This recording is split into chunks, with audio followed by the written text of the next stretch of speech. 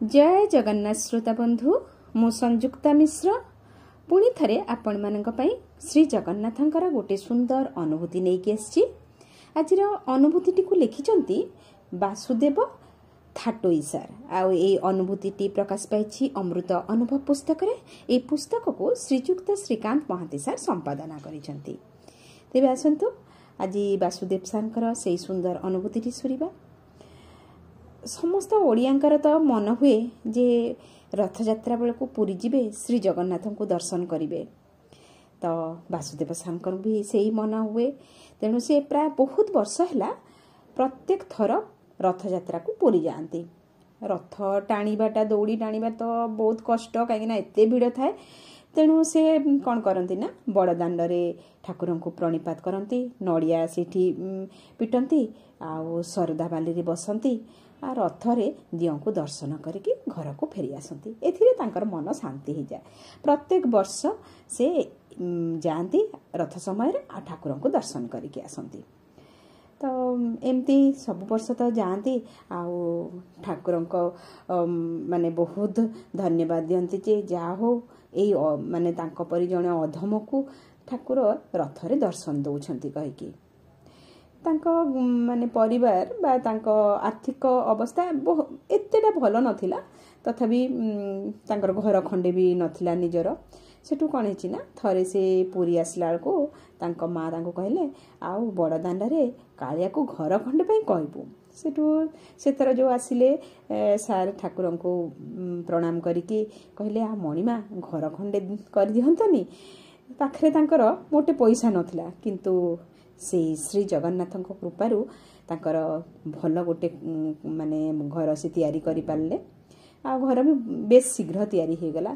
जदिओ ऋण करिकी से करले तथापि भी श्री जगन्नाथ कृपारू तांको से ऋणटा माने बोझ परि लागु नथिला। से धीरे धीरे कि सेटा को परिशोध करिवे, किंतु तथापि जो ऋण कले गोटे मानसिक अशांति रहे बा चाप रहे, सेही चाप तांको पाखरे नथिला। तापर घर तैयारी करि सारला परे से माने समस्ते सपरिवार चिंता करे जे पूरी जाइकी श्री जगन्नाथ को दर्शन करिवे। आउ तांको मिसेस कर भारी इच्छा थिला जे पुरीर नीलचक्र नेतटी घर को आनिबे, कहीं से श्री जगन्नाथ कृपारू ही तांको घर तो हो पारि। तेणु ठाकुर नेतटी आनिकी घरे रखिबे। एई कथा से माने दी जण जाक मन भितरे भाबी थांती। आ पूर्वरु दी जण कथा भी हेथिले। तापरे जा भी हो ठाकुर कृपारू से माने पुरी गले। पुरी जाइकी सकाळु सकाळु मंदिर पाखरे जाइकी पहुँचले। मंदिर पाखरे जेमती पहुँची जड़े ब्राह्मण जे कि देखिया को कला रंगर से तांको पाखक आसिले, तांको नेकी दियो दर्शन करदेले। तापरे आशीर्वाद भी कले। तापरे तांको आडू से निजे कहले अरे बाना नबुपा।